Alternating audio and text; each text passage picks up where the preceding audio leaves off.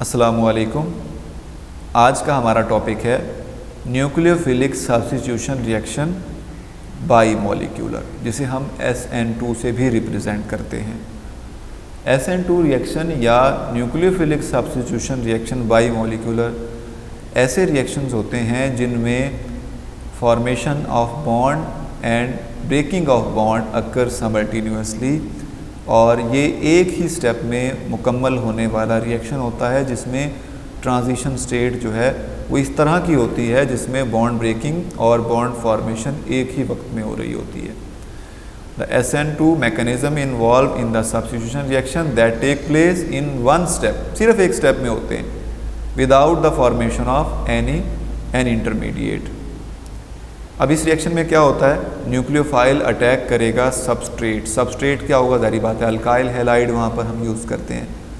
कहाँ से अटैक करेगा, फ्रॉम द बैक साइड, ठीक है, क्योंकि प्राइमरी अल्काइल हैलाइड इस रिएक्शन को मतलब बेहतर तरीके से फॉलो करते हैं, क्योंकि स्टेरिक हिंड्रेंस वहाँ पर कम रहती है, ताहम ये बैक साइड से अटैक करेगा। बैक साइड किसकी बैक साइड से अटैक करेगा, बुनियादी तौर पे जो सबस्ट्रेट है उसमें एक तरफ हैलोजन ग्रुप मौजूद है और दूसरी तरफ हाइड्रोजन है। फर्स्ट अगर वो प्राइमरी अल्काइल हैलाइड है तो प्राइमरी अल्काइल हैलाइड के जिस तरफ हाइड्रोजन मौजूद है ना, यानी न्यूक्लियोफाइल जो पहले से मौजूद है जिसने लीव कर जाना है, उसकी अपोजिट डायरेक्शन से हमारा इनकमिंग न्यूक्लियोफाइल अटैक करेगा, ठीक है। तो इस वजह से हमने लिखा है कि इस मैकेनिज्म में न्यूक्लियोफाइल अटैक करता है बैक साइड से, ठीक है। और किसकी बैक साइड से, from the side directly opposite the leaving group. अब इस रिएक्शन के हवाले से फर्दर जो बातें हमने करनी है वो क्या है, इस रिएक्शन के मैकेनिज़्म में हम वही बात दोबारा बताना चाहेंगे कि कार्बन और हैलोजन, इनकी इलेक्ट्रोनेगेटिविटी के डिफरेंस की वजह से कार्बन पे पार्शियल पॉजिटिव चार्ज आ जाता है, जिसकी वजह से वो इलेक्ट्रोफाइल बन जाता है, और हैलोजन जो है वो लिविंग ग्रुप के तौर पे काम करता है और उस पर पार्शियल नेगेटिव चार्ज आ जाता है, क्योंकि वो शेयर्ड पेयर को अपनी जानिब अट्रैक्ट कर चुका होता है, ठीक है।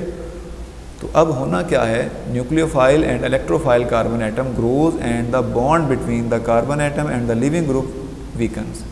क्यों वीक हुआ है, वही इलेक्ट्रोनेगेटिविटी डिफरेंस की वजह से। इन द ट्रांजिशन स्टेट, अब जो इंटरमीडिएट, जैसे यहाँ पे ट्रांजिशन स्टेट है, both the nucleophile and the leaving group are partially bonded.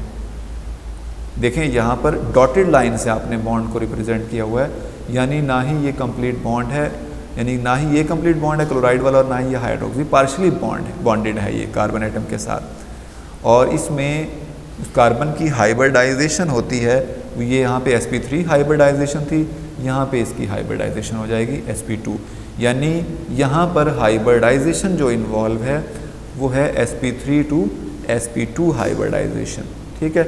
इसमें जो हमारे पास ये बुनियादी तौर पे कोप्लेनर होता है प्रोडक्ट जो हमारा बनता है, ठीक है। ट्रांजिशन स्टेट कोप्लेनर होगी, देखें ना यहाँ पे ये वाला हाइड्रोजन, ये हाइड्रोजन और ये हाइड्रोजन, ये कोप्लेनर होंगे, एक ही प्लेन में मौजूद होंगे, ठीक है, ये साइड में मौजूद होंगे। अब ये क्योंकि पार्शली बॉन्डेड है तो इस वजह से हमने इसको कोप्लेनर, एक ही प्लेन का नाम दिया। With the unhybridized p orbital perpendicular to the plane, यानी ये देखें ये परपेंडिकुलर टू द प्लेन है और ये कोप्लेनर है, ठीक है। अच्छा, अब होगा क्या, ओवरऑल रिएक्शन इज दस concerted process occurring in one step, यानी ये तमाम रिएक्शन जो हमने देखा है ये एक ही स्टेप में मुकम्मल हो रहा है। देखिए ना, एक केमिकल रिएक्शन का बुनियादी असासा यही है कि उसमें bond formation and bond breaking मतलब उसमें इन्वॉल्व हो जाए। तो bond formation and bond breaking अगर एक ही वक्त में हो रही है तो बुनियादी तौर पे ये रिएक्शन एक ही स्टेप में मुकम्मल हो जाएगा, ठीक है। तो इस रिएक्शन के मैकेनिज़्म में जो रेट डिटरमाइनिंग स्टेप है वो एक ही अगर स्टेप है तो एक ही वही उसका रेट डिटरमाइनिंग स्टेप होगा। तो इसमें दो मॉलिक्यूल यानी कि इनकमिंग न्यूक्लियोफाइल और सबस्ट्रेट मॉलिक्यूल दोनों ही बैक वक्त इन्वॉल्व हैं ट्रांजिशन स्टेट को बनाने के लिए। ताहम हम इस रिएक्शन के रेट की अगर बात करें, काइनेटिक्स की जब बात करेंगे तो हम बताएंगे कि ये रिएक्शन बाई मॉलिक्यूलर है, इसी वजह से इसको SN2 रिएक्शन कहते हैं, ठीक है। यह SN2 रिएक्शन मैकेनिज़्म को फॉलो करता है। तो ये देखें, ये हमारा न्यूक्लियोफाइल इनकमिंग और ये ओवरऑल सबस्ट्रेट। तो हम इस रिएक्शन के काइनेटिक्स की बात करें तो काइनेटिक्स में हमें पता ये चलेगा कि देखें सबस्ट्रेट और न्यूक्लियोफाइल स्लो स्टेप में पार्ट ले रहे थे, इस वजह से ये रिएक्शन बाईमोलिक्यूलर रहेगा। दोनों का ऑर्डर अगर हमें निकालना हो तो देखें यहाँ पर भी कंसंट्रेशन की पावर में 1 लिखेंगे, यहाँ पर भी 1 लिखेंगे, तो 1 + 1 2, तो इस रिएक्शन का जो ऑर्डर है वो 2 रहेगा। कंसंट्रेशन जो होती है हम उसको मोल पर डेसीमीटर क्यूब से रिप्रेजेंट करते हैं। और मतलब अब जानना ये होगा कि कौन से जो हमारे मतलब अल्काइल हैलाइड हैं वो प्राइमरी को SN1 को फॉलो करेंगे, कौन से SN2 को फॉलो करेंगे। तो SN2 रिएक्शन को मैकेनिज्म को फॉलो करने वाले अल्काइल हैलाइड हैं प्राइमरी अल्काइल हैलाइड, या सेकेंडरी अल्काइल हैलाइड जो है वो कब करेंगे, उसके लिए प्रॉपर कंडीशन है। सॉल्वेंट की कंडीशन होती है कि सॉल्वेंट किस नेचर का, पोलर है या नॉन पोलर है। तो अगर पोलर सॉल्वेंट अगर हम ले रहे हैं वहाँ पे तो वो SN1 मैकेनिज्म को फॉलो करेगा, ठीक है। अदरवाइज़ वो किसको फॉलो करेगा, SN2 मैकेनिज्म को। बहरहाल हमने बताया कि इसका ये सेकंड ऑर्डर होगा।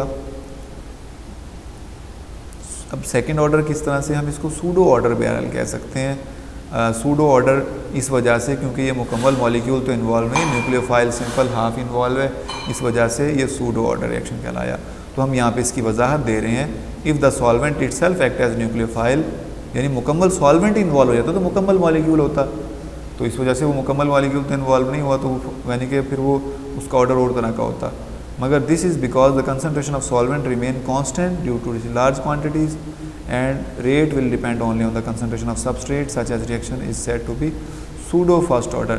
अच्छा, बुनियादी तौर पे हुआ ये है कि यहाँ पर सॉल्वेंट से हाइड्रोक्सी ग्रुप आया है, तो बहुत चंद एक हाइड्रोक्सी ग्रुप वहाँ से आके सबस्ट्रेट के साथ अटैच हो गए हैं, ठीक है।